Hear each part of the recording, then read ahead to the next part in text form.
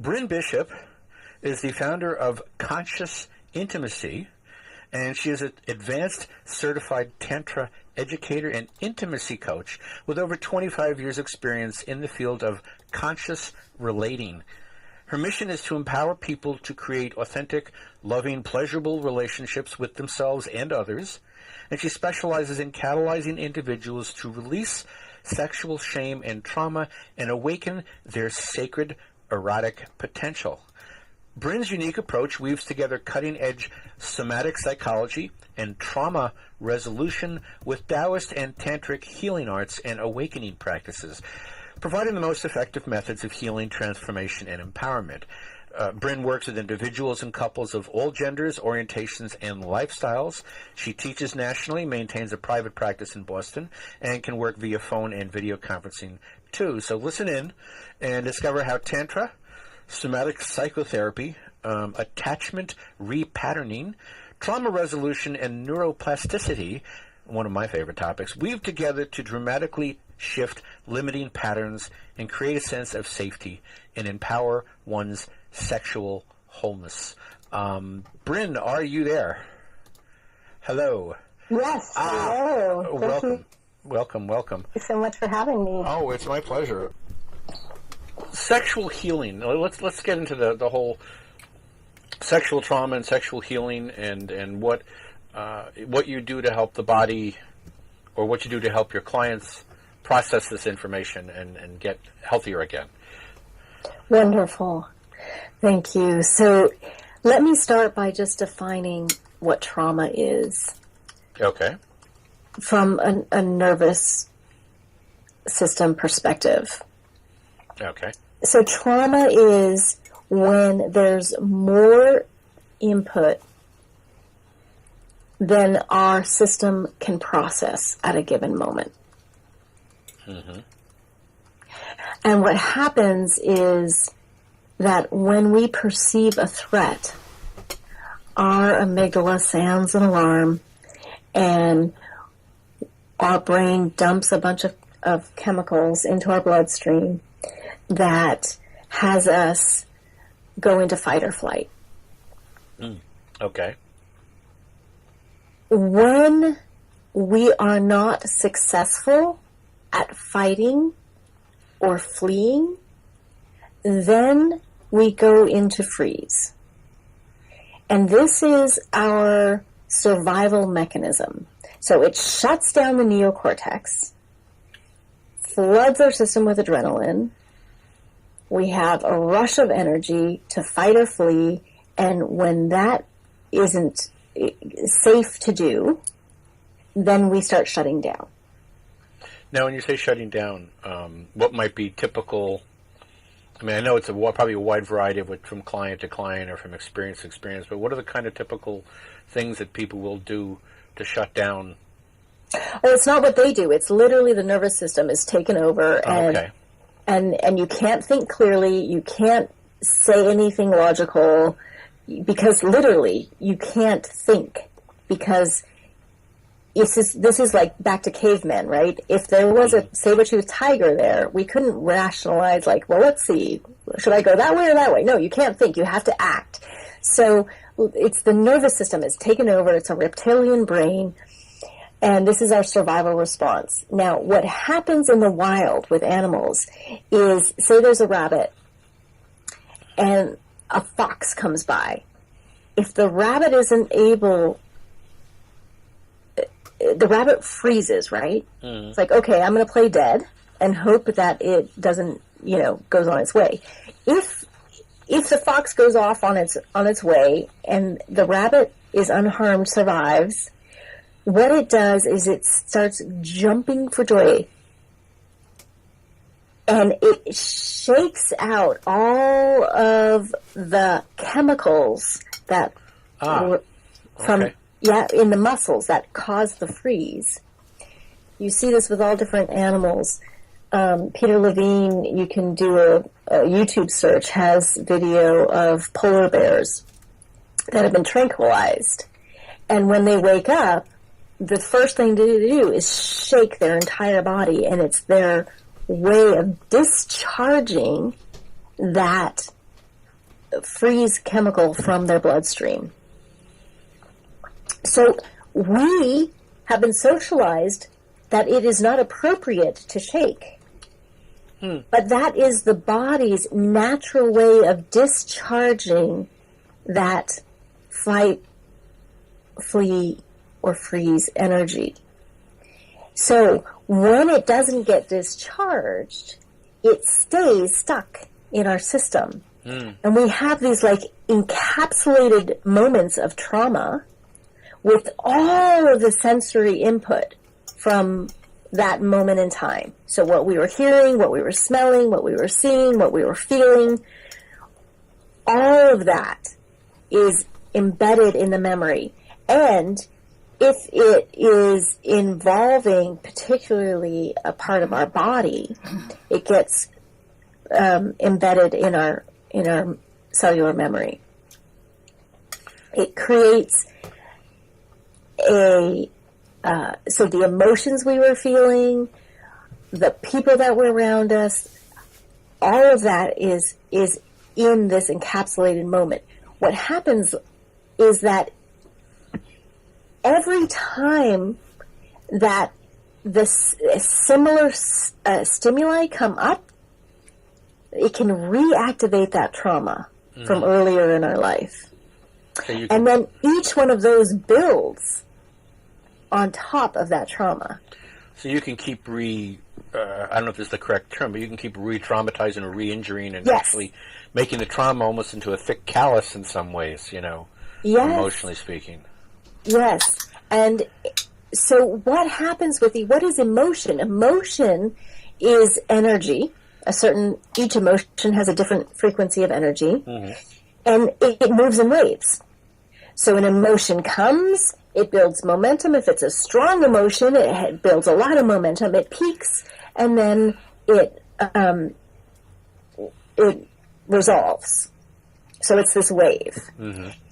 When we have a strong emotion, anger, fear, sadness, but it's not appropriate or safe to let ourselves feel it, right, then it gets truncated, and it gets also stored. It doesn't get released. So we can have this backlog of emotion, and it's like a dam, right? Where there's all this energy that's building, but it's not releasing. Eventually, it's going to come out somehow. But what we can do is actually, in the therapeutic relationship, create the safety for the unconscious to bring forth these experiences to be resolved that have been stuck in our systems. So you're saying, so body work, I mean, you're doing this sexual healing, you want to get these traumas out of the body. Now, obviously, I would have... So I'm not necessarily doing hands-on body work with my sexual healing. Okay, that's what I was going to say, but it's not like you're giving shiatsu or... No. Okay. But we're working directly with the wisdom of the body and what's being held in the body and the nervous system and the way the nervous system is holding it and can release it. So we're working in mindfulness, and I'm blending the tools of somatic psychotherapy and how to rewire the nervous system with all the research that's been done in the last 20 years of brain plasticity, with the tantric tools of conscious intention, breath, sound, movement, and working with energy. So you teach, I mean, I'm assuming at some level perhaps you teach your clients certain tantric exercises or movements that would help reveal things to them. Is that some of what you do? I'm not trying to limit what you do. I'm trying to understand. Yes, I'll actually guide them through experiential processes. So what happens is, let me get an example. So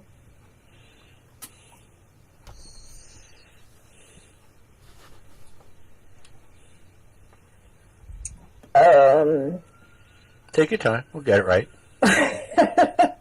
Now, of course, I'm going blank, but I'm trying to think of an example. I'm trying to think of one that just came up recently in one of my sessions.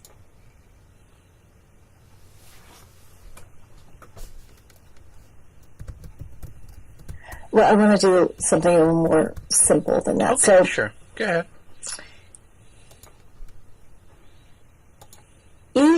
So I'm going to talk about our chakras. So we have different energy centers in our body. We have many energy centers in our body, but we have 7 main energy centers. Mm-hmm. And each of them corresponds to different psychological aspects.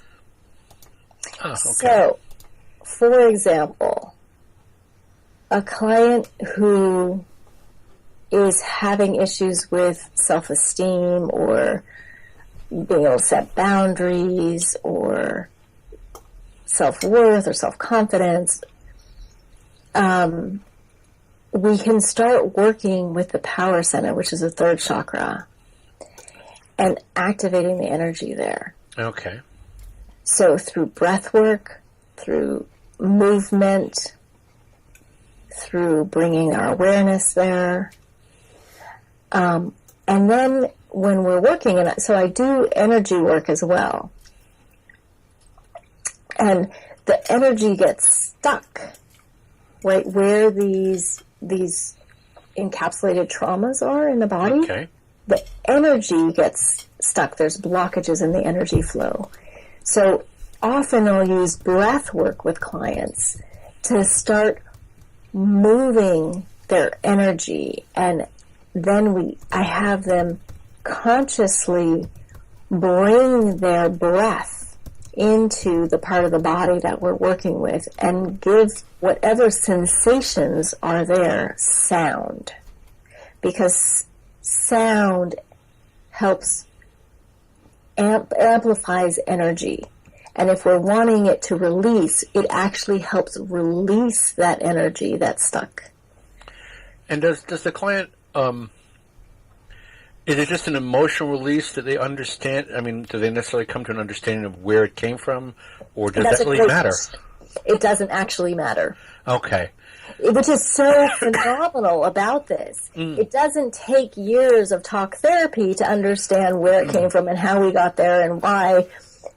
It's literally working right here, right now, with the blocked energy, the emotions that are in there. Sometimes there's emotional release, and sometimes we're just actually moving the energy.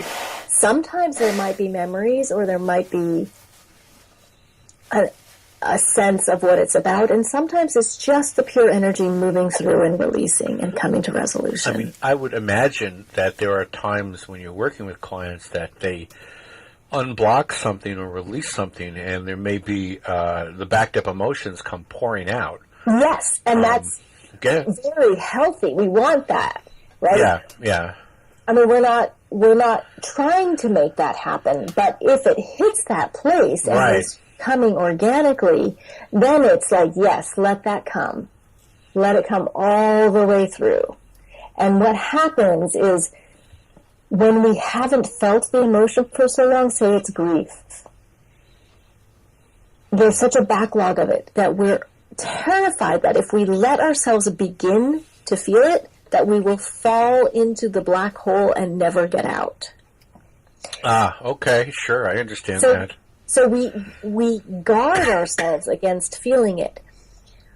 The truth is that when we actually have a safe space to feel it, and if it's a big emotion, it's helpful to have someone there with you really holding that space who can ground the energy so you know you're safe, you're not alone in the emotion. And then the emotion can be actually fully felt. When it's fully felt, it will crest and it will resolve. There may be many waves if it's a bigger trauma, or there's a lot of backlog. There may be many waves, but it only is one wave at a time. And then if you have a skilled practitioner with you, they can help guide that. So it's like, okay, so now we're going to ground. Mm-hmm. We're not going to dive back into the pool now. We're going to just let that ground come to resolution, come back. So it's bite-sized pieces. I'm monitoring what's happening with the nervous system the whole time so that they don't get re-traumatized, so that they don't spin out into a trauma vortex, but they're just releasing enough that their system can handle, and then coming back into the rest and restore part of their nervous system. And the other thing is that because there's safety built in the therapeutic relationship, there's a whole nother level of healing that's happening, which is relational. Mm-hmm. What's the kind? Go ahead. Sorry. So this ties into the attachment. When we are the first 2-3 years, particularly of our lives, when we're infants, toddlers, right, we are completely dependent on our primary caregivers for our survival. Absolutely. We have essential needs that need to be met. When we aren't attuned to enough, when our primary caregivers aren't reliably there for us to attend to our emotional and physical needs, right, then we develop coping mechanisms which show up in various attachment strategies. Now, if they are there enough, we develop secure attachment. All of us have some degree of secure attachment, and many of us have some degree of coping mechanisms. Mm. In this process, the client is being attuned to, being met with compassionate, kind eyes, with a kind voice, when appropriate, with safe, healing touch. So they are getting this rewiring not only of releasing the trauma from their system, but also of developing secure attachment and safety in relation. And in particular, I would imagine, for many of us, due to the nature of our society and whatnot, a lot of these are sexual issues. That's what I specialize in. Yes, and so I would imagine this is particularly helpful. Unfortunately, due to the polarization of society, this is more helpful for women who've experienced sexual trauma and are, as a result, end up having trouble in their relationships down the road. Like they may have had something happen to them as a child or as a teen that 20 years later is still inhibiting their relating to somebody else. Is that is often the case. But it's also often the case that it doesn't have to be sexual trauma. It can also. Okay. So it's not just women; it's men too. I mean, I have men in my practice who are healing from sexual trauma from early in their lives. But it also doesn't have to be trauma per se. It can just be the shame that we inherit around our sexuality. Okay. We certainly do, yeah. Yeah, which inhibits us. And this whole inner conflict around, we have these natural desires and urges, and yet there's this programming and imprinting that it's bad, harmful, shameful, sinful. So it creates this inner conflict. And I have many people come to my practice just because they aren't able to successfully navigate that. They need assistance to help move through that. And because I work in sacred sexuality with a spiritual component, many people come into my practice because they sense that there's something more. And they want to integrate their spirituality or their sexuality. Well, this ties into a very basic question one of the people in the chat room is asking. She has a question. She says, if a person is adverse to sex, are they asexual or just traumatized? She says, I mean, there's probably some of both, but have you ever found a person who didn't desire sex, who came to desire sex after perhaps working with you and some of the... Yes. Yes, okay. Would you say it's normal? I hate the word normal. Would you say it's natural to be sexual, and that to be asexual is most likely a outgrowth of some sort of trauma or experience?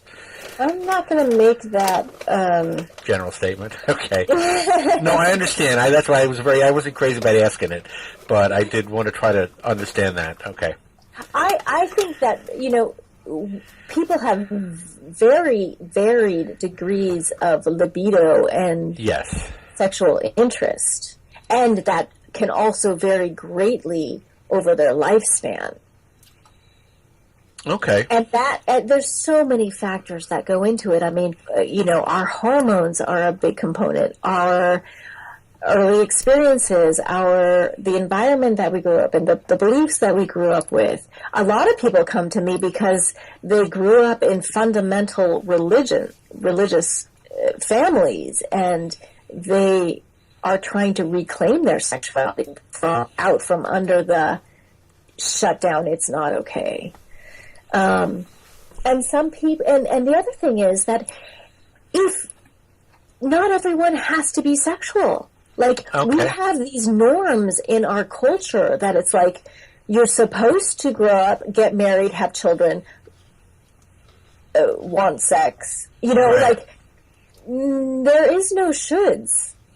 The most important thing is to honor yourself, what is true for you, and be able to find a way to articulate that and accept yourself as you are. Now, there may be places that could use some healing, and then there may be some shifts for you, but wherever you are, it's really key to honor yourself where you are. So I guess in some level, a lot of your work is really getting a person back to the core of who they genuinely are. Yes, and remove all the excuses and diversions. The programming, the imprinting. Yes. Yes, that's very core to what my work is.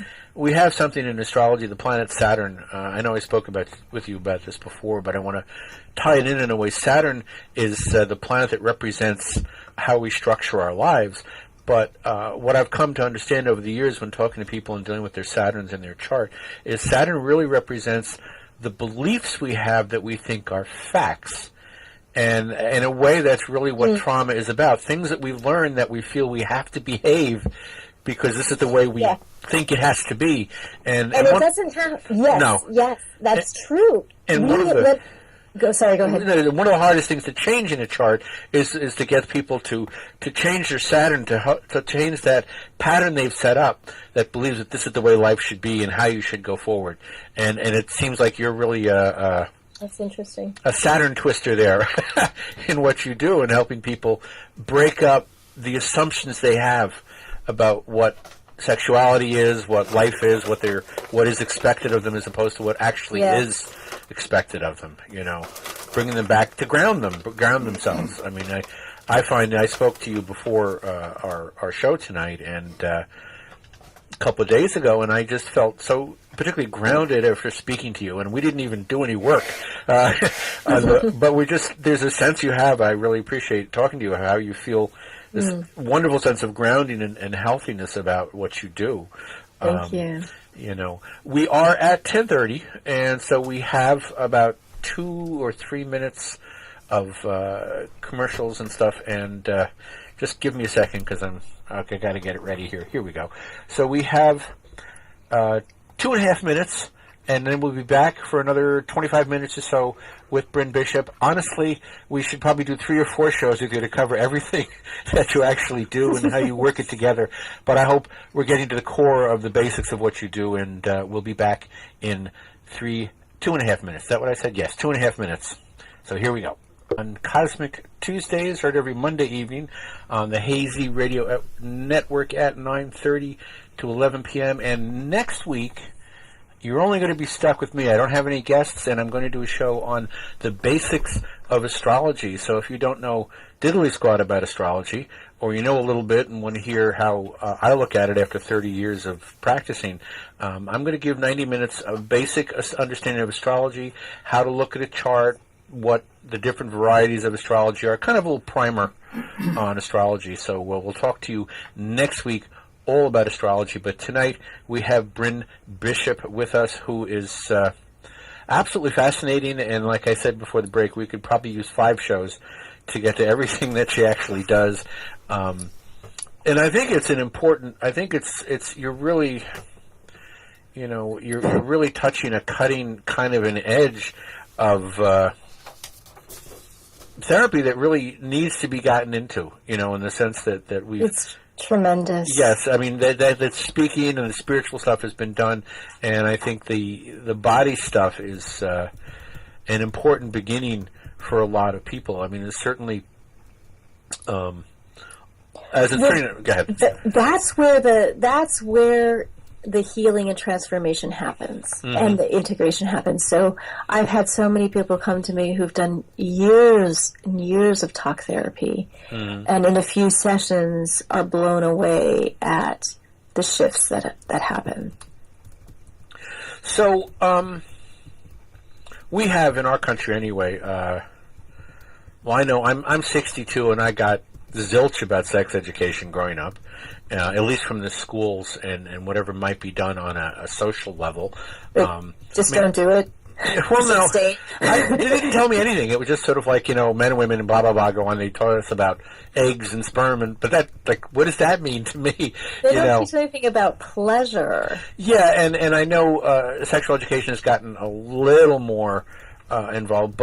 And we live in such, there's a Seth material. And Seth says the more blatant we get sexually, and he's referring to things like porno, actually the more inhibited we genuinely are, because we're just making just a big show about it, and it's not very genuine, as you mentioned earlier. Right. It's a paradox. And so we live in this incredibly sexualized society. Everybody has to look hot, everybody has to look good, and yet it doesn't really seem like we're particularly sexually happy as a society, and I know I'm generalizing. Tomorrow I appoint you Brynn Bishop, Director of Sexual Education in America. What would be the things that you would want? And I use the term everybody. All of mainstream is ready for what I have to teach. Well, we're going in fantasy level here. What would you think that would be the healthiest thing for everybody? And I use the term loosely. Everybody to know about sexual education. Everybody to know about sex in terms of how they could possibly manifest the most pleasurable and personally satisfying sexuality, because so much of our sexuality is measured against other people. How many partners did you have? What about your own personal sexuality? How would you educate or give somebody a sex education seeking that kind of a goal? What can you do for everybody?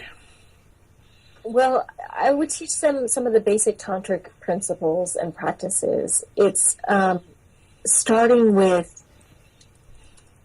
coming in, bringing your awareness into your own body, slowing down.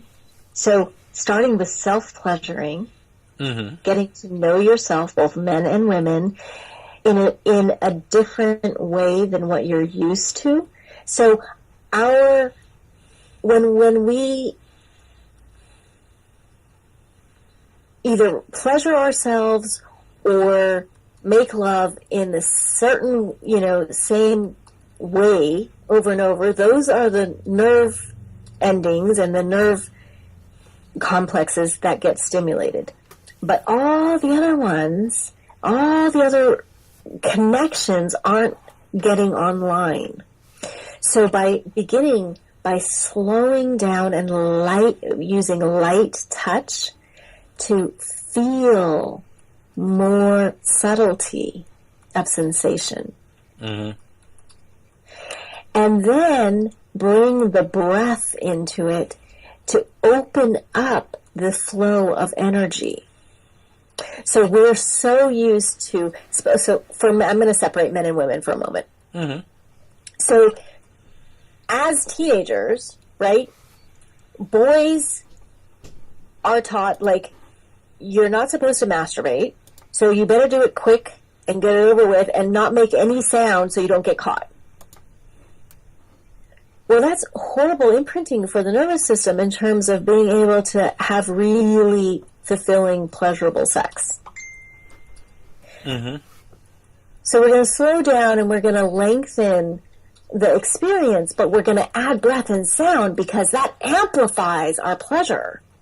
And it gets our energy flowing throughout our whole body. So there's these different breath works and different ways of working with our sexual energy to open up the flow of that life force energy that can enliven in our entire body so we can actually experience full body orgasm.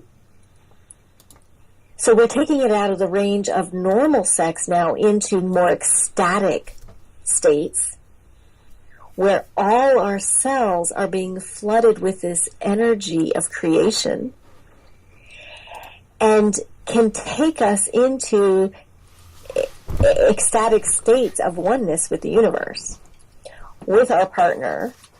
So there's harmonizing practices then to do with your let me finish before I go to the harmonizing. So with yourself. Now, this is for men or women. For women, learning their anatomy, like getting educated about, there's as much erectile tissue in the vulva as there is in a penis. Mm-hmm. Most of us, men and women, don't know that or how to get that tissue online. It isn't until we are fully engorged as women that our sensation and pleasure fully comes on board. And that can take up to 45 minutes to get fully engorged. Mm-hmm. So learning the anatomy, learning the different kinds of touch that you like, experimenting, like bringing playfulness in, right. Discovery, a sense of awe and discovery instead of shame and like, let's keep the lights off and get, Yeah. Let's open up let's be able to learn how to communicate about what feels good or how to redirect in a way that doesn't shut our partner down and have them feel like a failure, but have them feel more motivated to give us what actually feels good. Mm. And then harmonizing our energies so that we can become actually really present with each other. It's like grounding, coming into your own body, and then connecting with your partner, eye gazing, breathing together, can make all the difference in your love-making experience when you drop in out of your busy, hectic day. And if you're inclined, and tantric practices work just as well for atheists as for people who are spiritually inclined. Sure. And skeptics too, who don't believe in energy, all of that. Like these practices have been around for thousands of years. Like they're tried and true. They work. Yes. You don't have to believe in them. I mean, tantric yoga goes back centuries. It's thousands of years. Thousands. Okay, millennia. Yes. Go for the millennia. And there's a science, that's been developed about. I mean, you look at Chinese medicine and the Taoist practices. There's a whole branch of Chinese medicine that's sexual practices, and it's working with the meridians, your energy flow. So it's in China, it's in India, it's in various cultures, and they're very sophisticated systems. But you don't need to know all that breadth and depth of understanding. You can learn a handful of simple techniques that can make a world of difference and open up whole new landscapes to explore in terms of connection, of sensation, of pleasure, of sense of spiritual unity. So out of curiosity, when you're obviously when you're dealing with a single person, you're asking them to get in touch with themselves, but you say you do couples counseling too, and I'm wondering, how do you approach that? I know each one is probably unique, but just give an idea of what I teach them both. It's both how each of the couple how to first connect with themselves before they connect with each other, because that's essential to connect with yourself first. Because if you're not self-connected, you can't fully connect with another. It's like the degree that you love yourself, you can't receive more love than you have for yourself. So if you have self criticism going all the time, you're not going to be able to receive as much as if you work through that and come to more self-acceptance and self-compassion and self-forgiveness. So if you're sitting there judging yourself and saying, I'm not doing this right, I'm not being, whatever it is, you're constantly cutting yourself off, is what you're sort of saying, as you're trying to connect to somebody. Right. Exactly. So we start with the self, connection with self. And then from that place, I teach harmonizing practices for them to come into sync with each other. I teach some of the breath work, the visualizations to help open up the flow of energy, different modalities of touch. There's so much in the playground that most of us don't even have awareness exists. And it's so fulfilling. I mean, I love my work. It's the most fulfilling work I could ever imagine. Seeing people light up and experience more love and wholeness and peace and aliveness, and it shifts everything in their life, every aspect of their life, how they show up at work, the joy of feeling the breeze as they're riding on their commute, like every aspect becomes more pleasurable. So it's really, like I say, it's not just about sexuality, it's about a sensuality of like going out in the day and there's a cool breeze, and there's a warm sun on your skin, and there's just the feeling of the seat as you sit down on it. Just really being in your body and feeling all your feelings. Yes.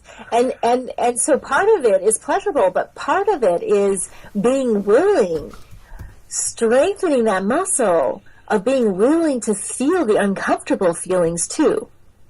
Okay. Let's take that. Let's look at that for a second. So Tantra is, you can only fly as high as you can go deep. It's like in the shadow, the difficult emotions, releasing the trauma, like all of that is what allows us to then have more ecstatic experience, have more joy, have more aliveness. The more that we can feel the uncomfortable feelings and experiences and release that and let it flow through, the more we let joy and... Well, yeah. I think that what makes us afraid of being vulnerable is the unpleasant feelings. And as you say, if you can learn to accept them and process them, then having tools to do that. And the fear doesn't become as strong, Right. Absolutely. Yeah. So, we're not that close to the end of the show, but I do want to stop briefly and just talk. Conscious-intimacy.com is Brynn Bishop's website, and honestly, if you're interested in what we're talking about tonight, check out our website because there's so much more to this, and we can only really kind of surf along the top of the topic. I know you also do workshops sometimes. Or I do. I have workshops going every month in the Boston area. Okay. My next workshop is this coming Friday evening. Okay. It's an introduction to sexual healing and awakening. Okay. So you can find information about that on Meetup. Oh, meetup.com in the Boston area? Okay. Yeah, Source School of Tantra Yoga, Boston. Okay.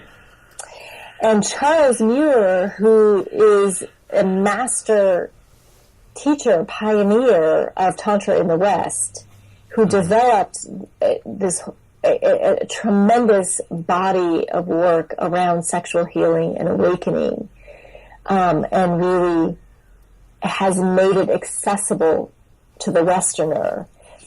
He is going to be retiring from teaching in the next few years, and he keeps threatening, and then he keeps coming back another year. But he's coming to Boston at the end of April 29th to May 1st. How do you spell his last name, just so people can catch? Muir. Okay. Charles Muir. So yeah. Something to look for if you're interested. Go ahead. His website is sourcetantra.com. Okay. Now, and he's going to be teaching in the Boston area, so if you're anywhere on the East Coast, we have people coming all the way from Canada and all the way from Florida to take his workshop. And he's going to be doing the beginner workshop at the end of April and coming back to do his intermediate workshop the first weekend in June 3rd through 5th.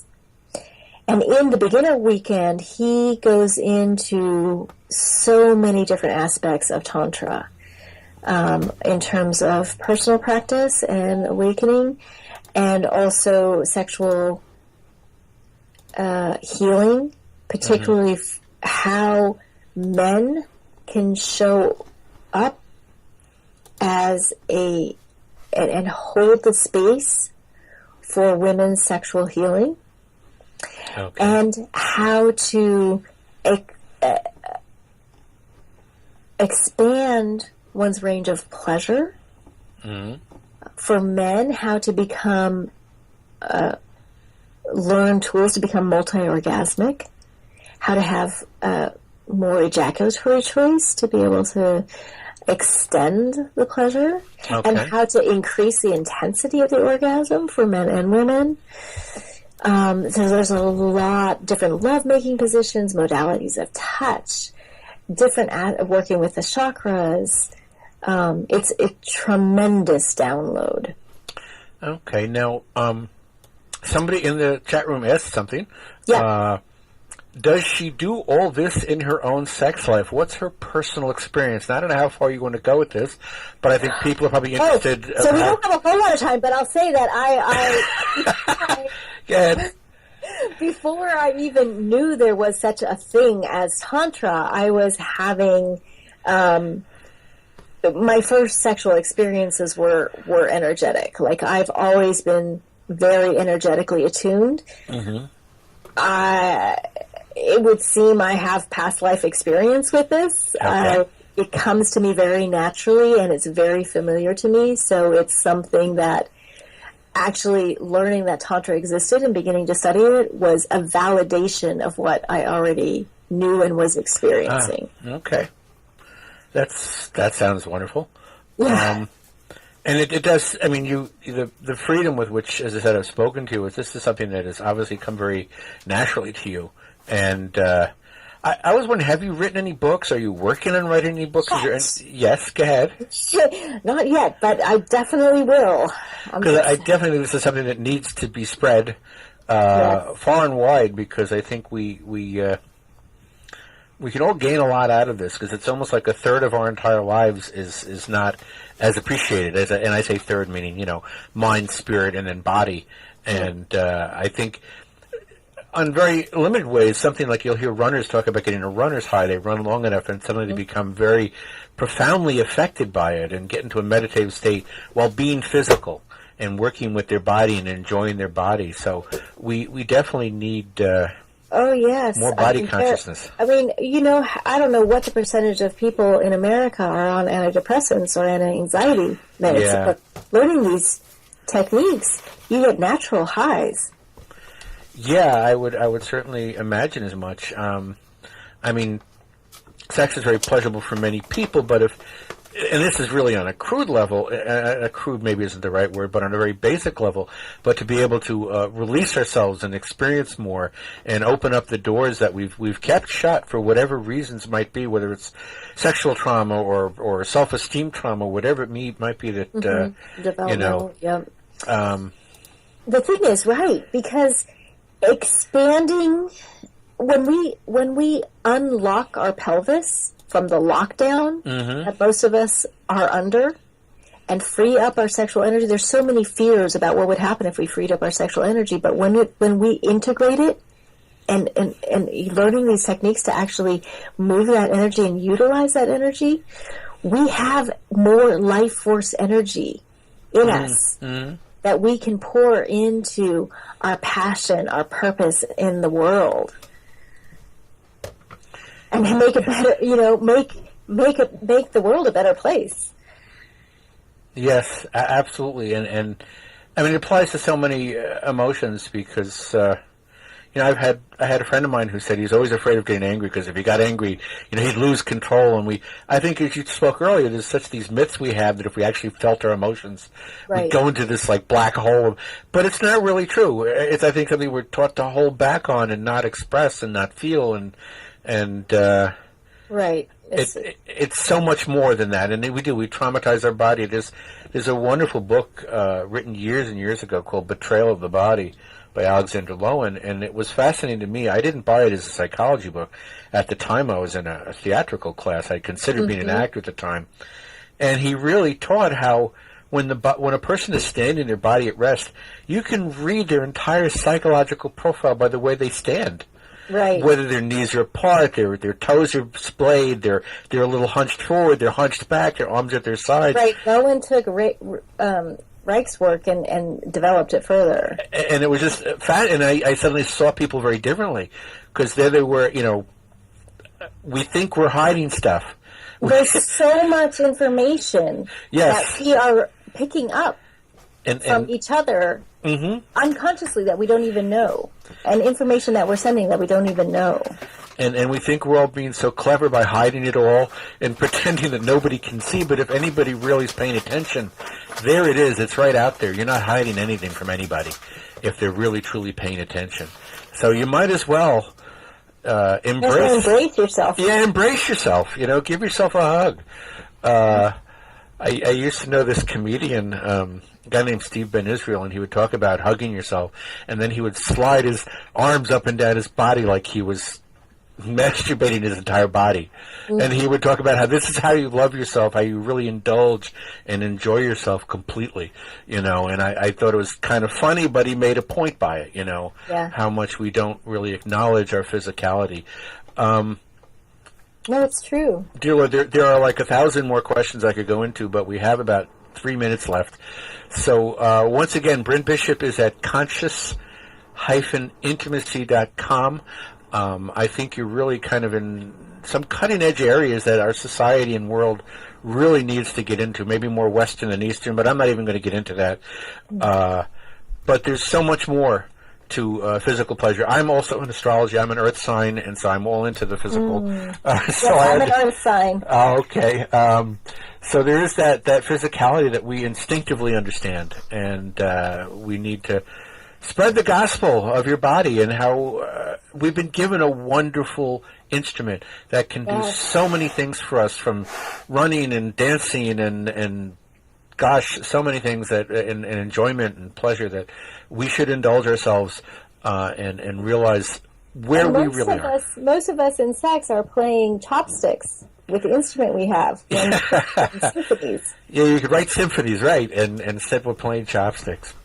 So using that as a goodbye, you got her email address, you've got her website, and she's definitely worth contacting if you're interested in any of this. And a few months down the road, I may want to bring you back on, and we'll focus on a different area of what you're talking about. But for tonight, we have about 2 minutes left, and as always, I like to bring on a song by the music that starts and ends this show are all by Mike Freeman, who is in his band Zona Vibe. He's a jazz musician.